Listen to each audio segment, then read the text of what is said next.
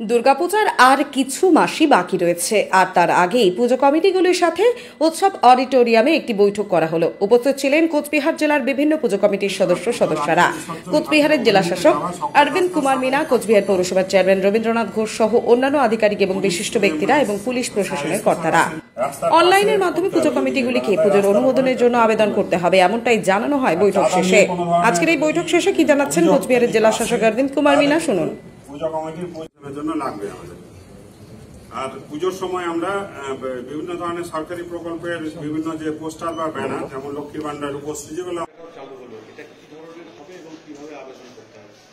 আপনারা জানেন কিছুদিন আগে অনারেবল সিএম ইন্ডোর স্টেডিয়াম থেকে পূজা কমিটিদের সাথে মিটিং করে অলরেডি এটা সূচনা করেছে। তাই ওই ক্রমে আজকে আমরা জেলা লেভেলে सभी पूजा कमेटी व्यक्ति निये टोटल लाइन डिपार्टमेंट আছে ওদেরকে সবইকে নিয়ে কোঅর্ডিনেশন মিটিং করা হয়েছে, পুলিশ সবই ছিল এখানে। তো এবার আমরা এই পোর্টালের মাধ্যমে অনলাইন অ্যাপ্লিকেশন নেব। অলরেডি আপনারা হয়তো ডিটেলে শুনেছে, ওখানে যত আমাদের ডিপার্টমেন্ট ইনভলভ থাকে, এখানে ফায়ার থেকে শুরু করে এসিডিসিএল সবই আছে ওখানে। পূজা কমিটি জাস্ট নিজের ক্রেডেনশিয়াল ক্রিয়েট করে ওখানে অনলাইন অ্যাপ্লাই করবে, তারপরে পারমিশন যত ডিপার্টমেন্ট আছে দেখে ওরা অ্যালাউ করে দেবে, ওখান থেকে ইন্টিগ্রেটেড ওয়েতে পারমিশনগুলো বেরিয়ে যাবে।